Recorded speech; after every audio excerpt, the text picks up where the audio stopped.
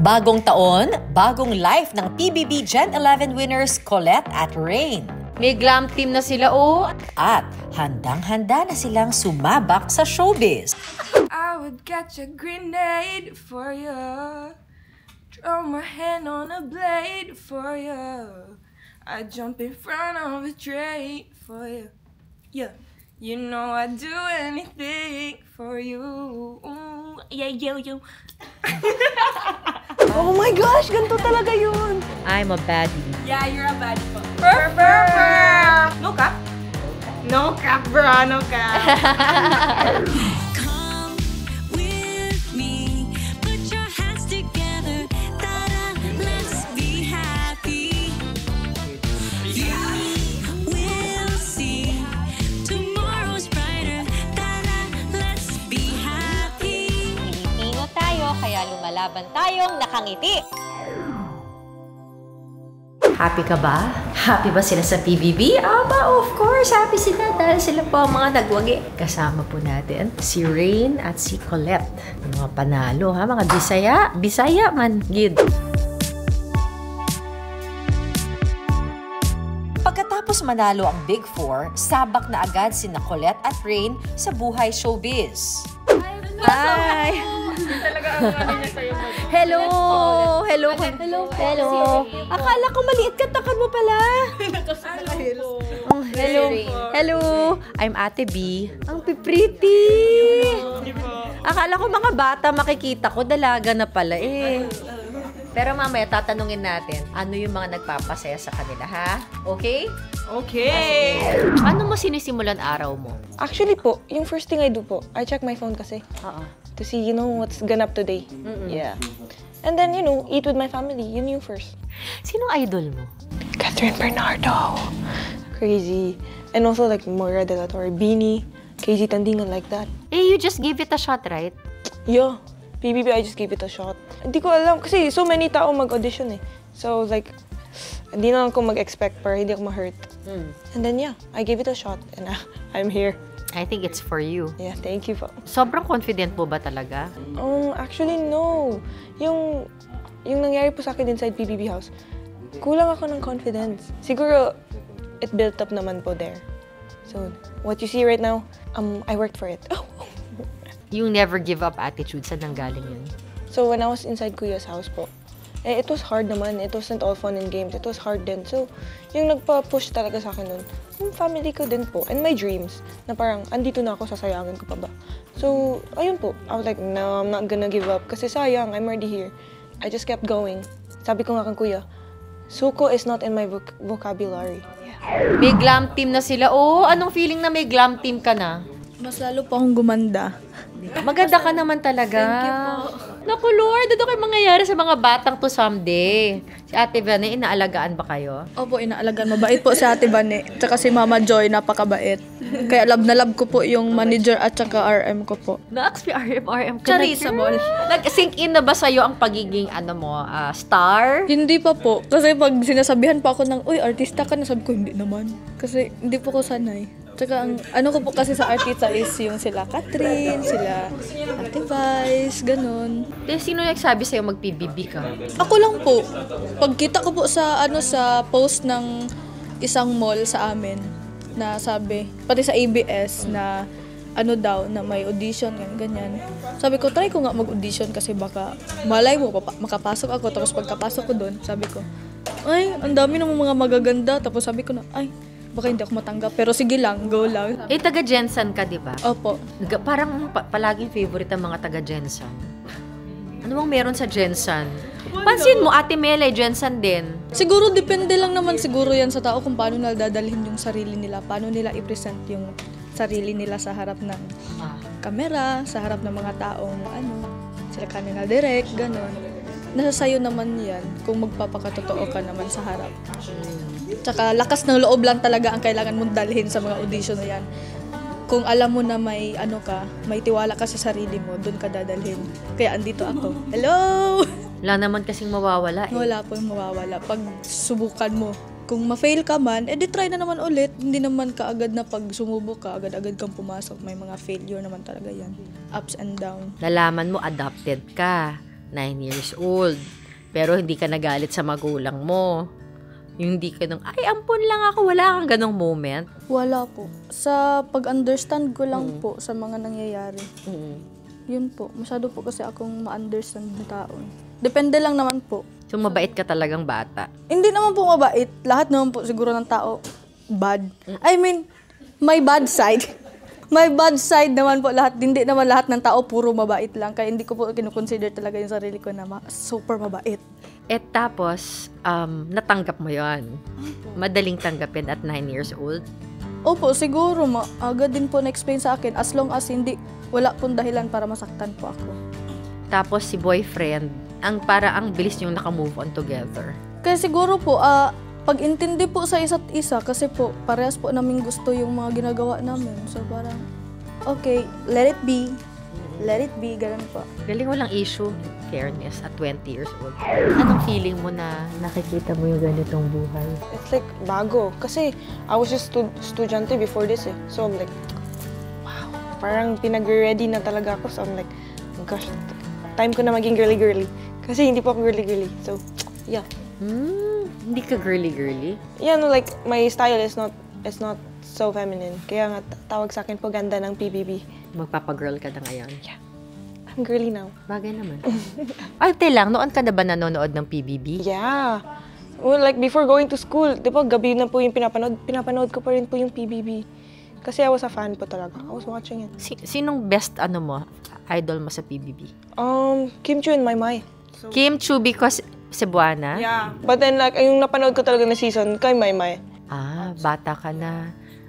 Sige, kung magta-talent portion ka, ano yun? Si Maymay before, hindi nagsasayaw yun. Tapos naging singer na, di ba? Ooh, now she's a performer, sing, dance. Wow.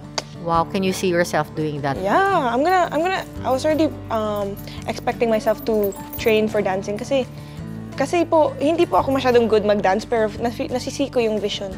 So yeah, in the future. But I can sing already, so I'll just sing na lang muna. I would catch a grenade for you. Throw my hand on a blade for you. I'd jump in front of a train for you. Yeah. You know I'd do anything for you. Ooh, yeah, yeah, yeah.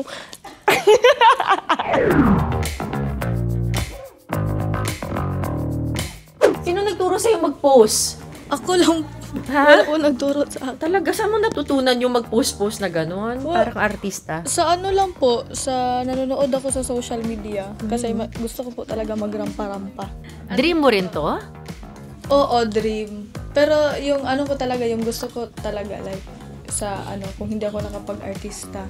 Simpleng lang, mababayan ng Pilipinas. Na gusto ko lang po magtrabaho para po may pantulong sa family, ganun po.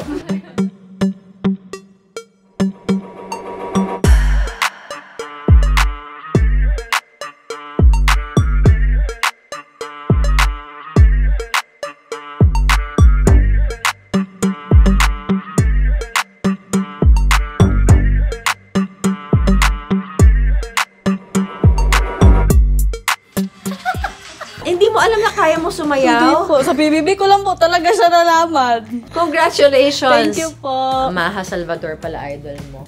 Dapat gawa natin ng paraan. Si Ate Sara rin, idol ko. Oo. Gusto ko po siya, paano siya mag-perform. Paano? Sige nga, sample. Paano? May papitik-pitik. Wala, hindi pa po yun, hindi pa po yung proper na choreography. Pero pag nakasayaw na po ako, talagang, naman po, give na give. Hindi po ako napapagod pag sumasayaw po ako. Talaga? Hindi ka nga napapagod. Hindi talaga. Isang panibagong boses ang narinig ng ibang housemates. Magandang araw. Magandang araw po.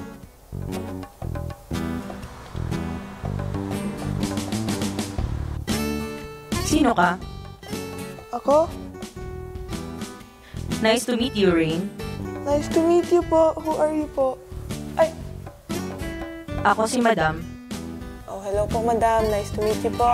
Kaboses niyo po si Madam AI. Baka ikaw po yun. Madam AI, parang Pinoy Big Brother. Opo, pero girl. Bukod kay Kuya, may kumausap pa sa Kaboses ko daw si Madam AI. Yes po. But what if ikaw po yun? Ano yung sinabi sa'yo ni Madam AI? Sabi niya po, loser na nga, sumbongera pa. Madam AI ha? Ako nga kaya si Madam AI? Try mo nga po yun. Ano sabi ko? Sabi niya, loser na nga, sumbongera pa. Loser na nga, sumbongera pa. Oh no, parang ito na talaga. I'm in front of Madam AI na talaga. Loser na nga, sumbongera pa. Oh my gosh, ganito talaga yun. I'm scared. Nandito na siya. Para ako Madam AI. Yes po. Kasi bully siya. Madam AI. Legit. Opo. Do I sound like Madam AI? Loser na nga, sumbongera pa. I'm scared. Ako daw si Madam AI. Uwi na po ako. Bakit sinusundan ka ni Madam AI? Bakit nandito ka na po? Yan, may bago na akong career. Ako na si Madam AI. Wag mo po yun i-career, wag na po. Okay ka na po ngayon. Bakit ayaw mo si Madam AI? Bro, nangaaway po yun eh. Uy, pwede ako Wag ka po mang-away, bad po yun. Nangaaway si Madam AI? Hanapin natin si Madam AI.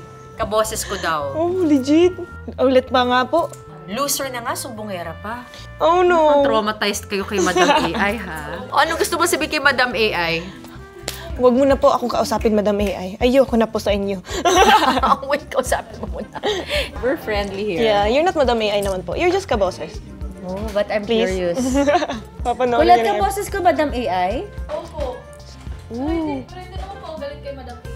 Bakit nagalit ka kay Madam AI? Ba't ano ka? Hindi naman po galit. Nakakainis lang po siya. Kasi po, ang task po noon, we're stuck in the room po. We're just alone. And then kausap lang namin si Madam AI. Tapos, mag-isa ka na nga sa room. Tapos kausap mo, nangaaway pa. So, mababaliw ka talaga, di ba? So, yun po. Kaya talaga natandaan mo yung Yeah. boses niya. So, parang nakatouch talaga po. Familiar. So, ganun. Habang tinotrauma ka ni Madam AI, ano yung what kept you going?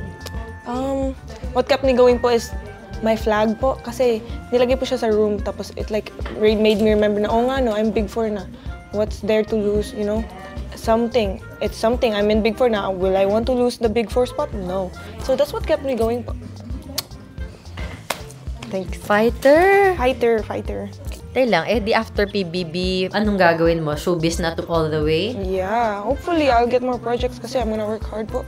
Kasi I can't just keep praying for it po. I have to work hard for it. Kaya, ayun po. Sana po. You're very cute. Thank you po. Stop. Go on. Cute naman! Cute na mga bagets. Bagets! Daughter's age na, no? 17 po. Baka hindi naman abo, pero pwede nang maging anak, no? Bakit po? How old are you na po? Hulaan mo. Ayoko. Tugtog. Okay lang, kahit magkamali ka. 39. Binataan mo, no? Hindi. Magkano po? Ay, magkano? 48. Magka-age kayo? I feel 49. Oh my gosh. Oh, wait. Sister? Sister. Anong relation niya? Oh, my mom po. O, di pwede ko na siyang anak. O, anak talaga kita. We're same age. Oh, mom? Mom! Mom?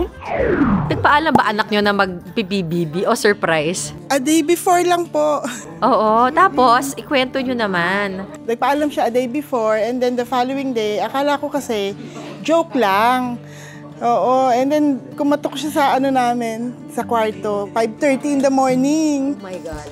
Sabi ko, saan ka pupunta? Saturday kasi yun. So, walang school. Sabi niya, ganun pa siya, mag-audition kami. Sabi ko, true ba? Sabi ko, baka nananaginip ka pa. Sabi niya, hindi, mag-audition kami sa Pinoy Big Brother. Ayun. Tapos yun, nang pagpunta niya, nagtuloy-tuloy. Hindi ko na maakalain. Kami mag-asawa na bigla kami. So, siya mukhang enjoy na enjoy. Kayo, kumusta naman? How's the ride? Nung nasa loob na ng bahay ni Kuya, naku, edi iyak kami na iyak. Ang dami kasing mga mixed emotions. Mga nabibigla kami sa mga nangyayari sa loob ng bahay ni Kuya. You know, yung mga first nomination niya. May mga basher pa siya, may mga haters. So, nabibigla kami. Ready ka na ba sa showbiz? Ready na ka siya. ba?